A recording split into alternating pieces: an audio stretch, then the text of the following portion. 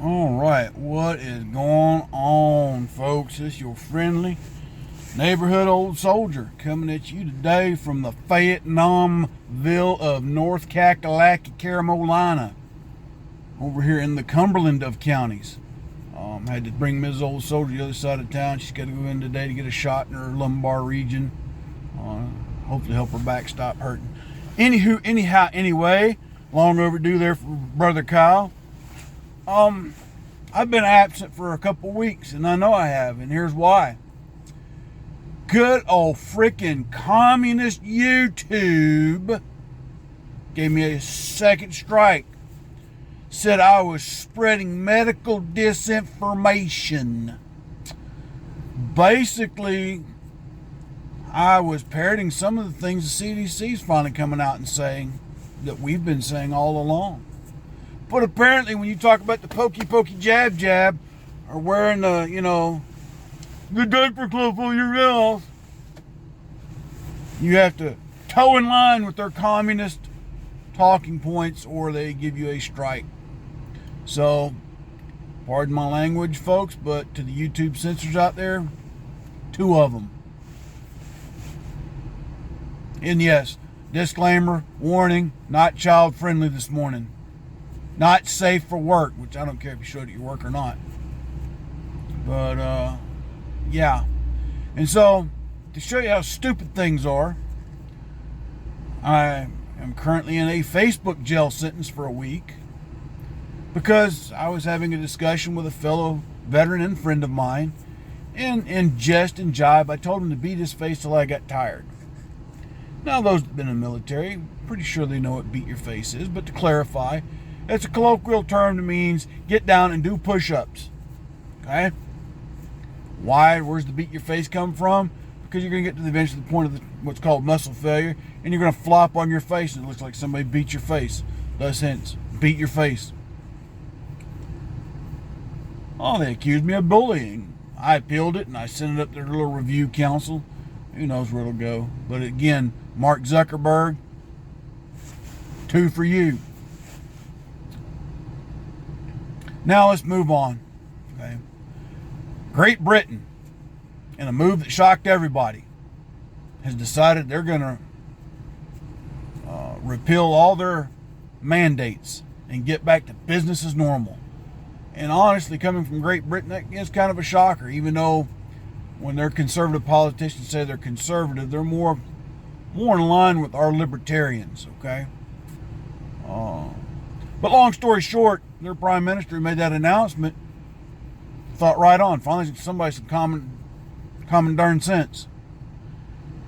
And then we see what's going on in Canada with the trucker convoy. Imagine if they do that here in the United States of America. Maybe somebody'd wake up and pay attention. Now, we don't know what the conclusion of this whole trucker strike is going to be yet up there in Canada. I say it's a trucker strike. It's a convoy to get the attention of their policymakers and leaders to get them to repeal their draconian measures.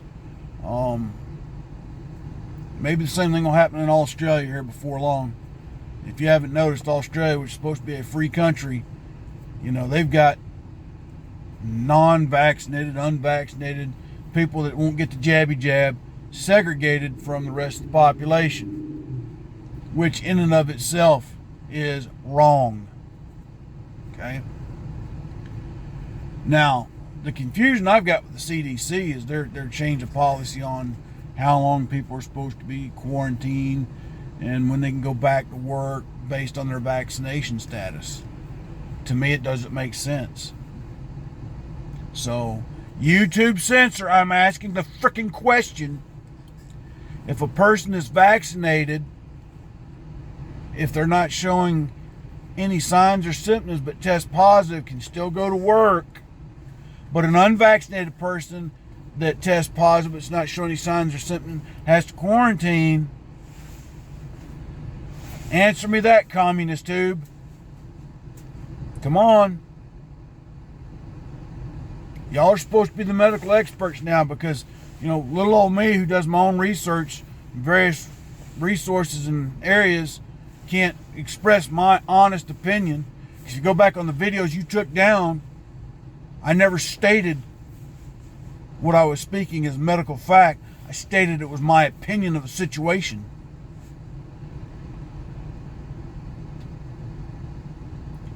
But in other news, kudos to the Border Patrol agents here recently when their Secretary of Homeland Security and the Chief of Border Patrol come down to have a powwow with them, and several of the agents started talking back.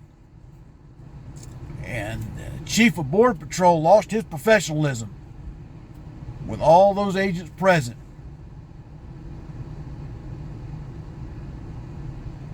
Because anytime someone in that position has to raise his voice during a meeting, he has lost his professionalism and pretty much lost control and his power to govern in that position.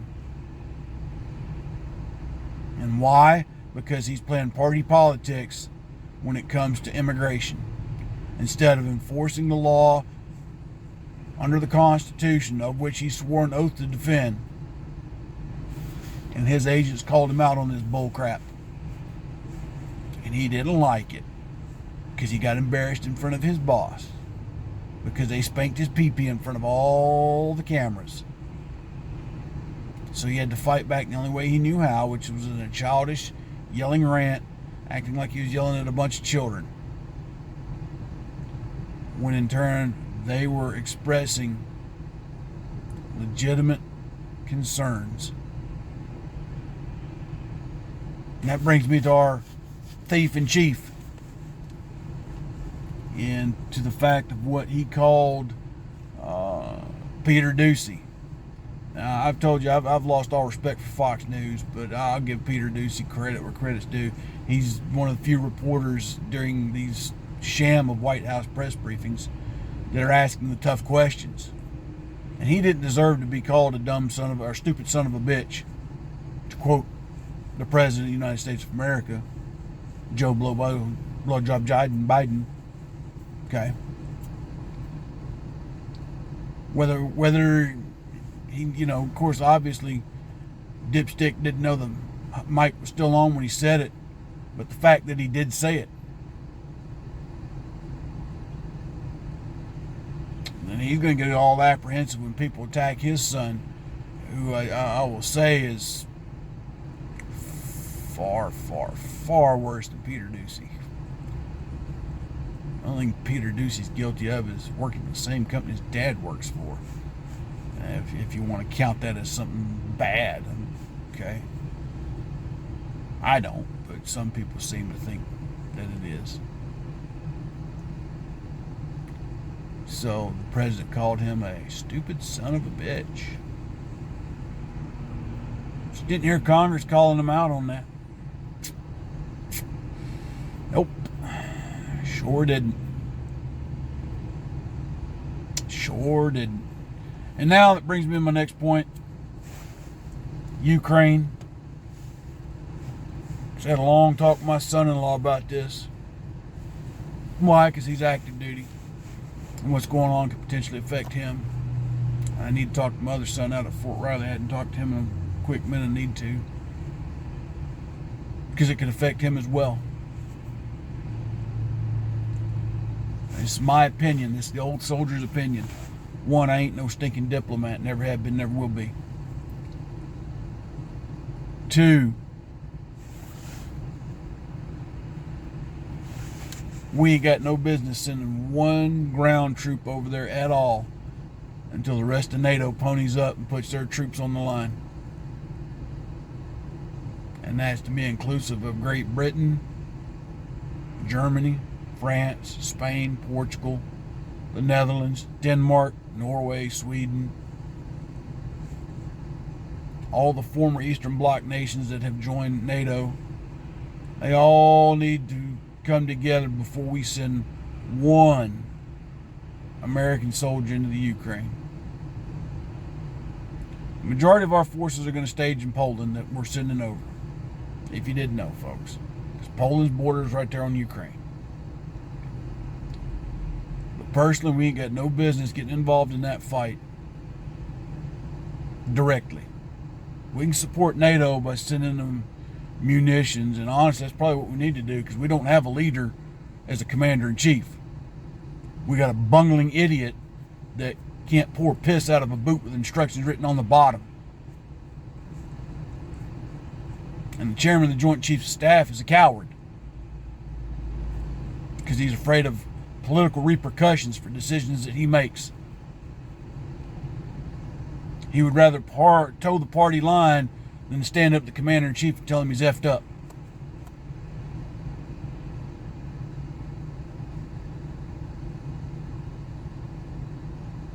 And because of that kind of leadership that we have right now with our current military, I don't think we got any business getting involved anywhere. Not until we get some things sorted out and straightened out and get some people in position that actually can lead.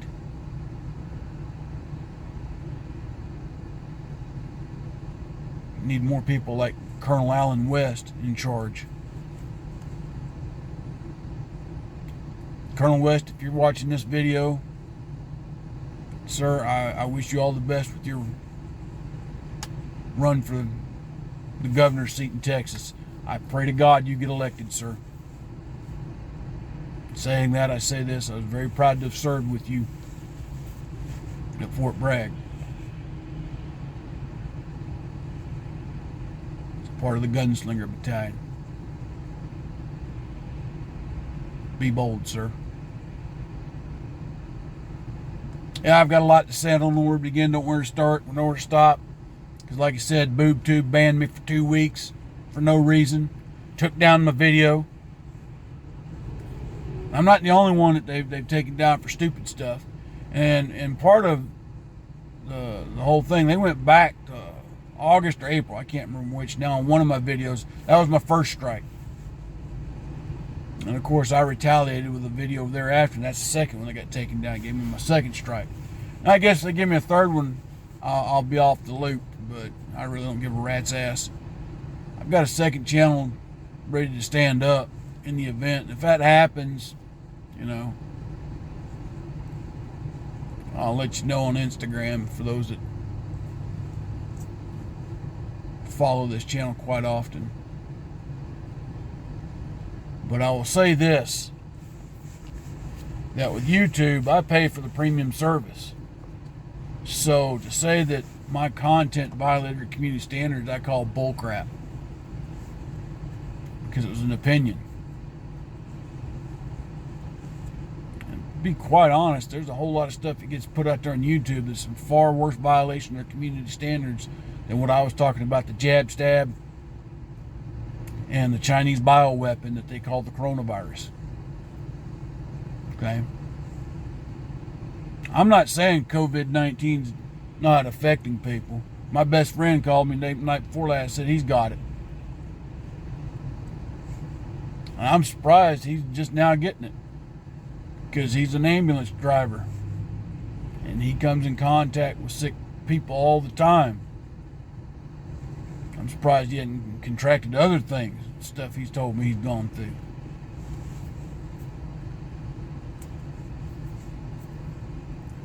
But the fact that, put it this way, let me state it this way. In my time in the military, I served, like I said, on my day, it was called nuclear, biological, chemical teams. That didn't mean I was a school-trained NBC specialist, but I was a trained member of the NBC team for multiple units, where the non-commissioned officer that's school-trained trains a team of people within the unit to do certain tasks and functions on the battlefield to determine whether you're in a chemical or biological or radiological environment. And important, and of course, the studies, you study what the effects of bioweapons are and what their intent is. Make no mistake about it, this is doing what a bioweapon is supposed to do. Create fear, panic, make people sick. Okay? During the Cold War, it was thought that the former Soviet Union would use bioweapons as opposed to chemical. Because chemical, you got to clean the area up. Bioweapon, it can run its course. They can create what's the word I'm looking for? Antidote. A preventative antidote for their folks. a curative antidote for anybody that contracts it.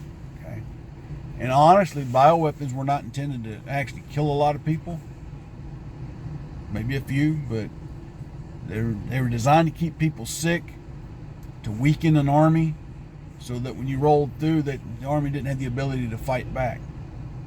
Well, on a greater strategic thing, if you've got an enemy that has a large population and you want to suppress them, create a false pandemic. Now again, YouTube, I'm expressing a thought, a theory, and an opinion. I'm not spreading misinformation. So, but anyway, that's for you, Brother Kyle. That might be the last time you hear it on this channel. I don't know. We'll see. We'll see if they take down this video today. But I wanted to get this one out this morning.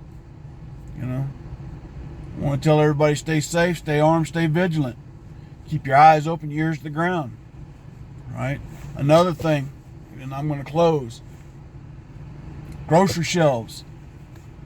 Went grocery shopping with my daughter yesterday. And the food line we went to, they weren't out of things, but many of the shelves, certain items were gone. Other items were short-stocked. The meat department was iffy. Okay. And that's just one store. There's others that my wife and I had been to in previous weeks that were starting to show the same things going on. So bear in mind that what we've been talking about, stocking up on your dry goods, your dry beans, your dry rice, all that stuff, you know, you need to really buckle down on, folks. Really need to buckle down on. If you want some good tips on things like that, check out Uncle Al's channel, Die Bullfrog 87, and The Ungrateful Peasant. Okay, those two for sure. All right. Another one to go check out for situational awareness, security and defensive, is Corsair Trainers. Go check out Steve. He has a plethora of information, valid information, good information. Not like the dust dude that everybody's making fun of here with all of his memes and, you know, this is how you can take a gun away from somebody when they get it up against your head, you know. But if you want good training and you want to learn something, go check out Steve at Corsair Trainer along those lines. Okay. Again, Uncle Al, a plethora of information on prepping, stocking, etc. And he has a very attuned ear to the strategic and political situation as well. Until my next video, friends, whether it's on this platform or my potentially backup channel, it's the old soldier out. God bless. Take care.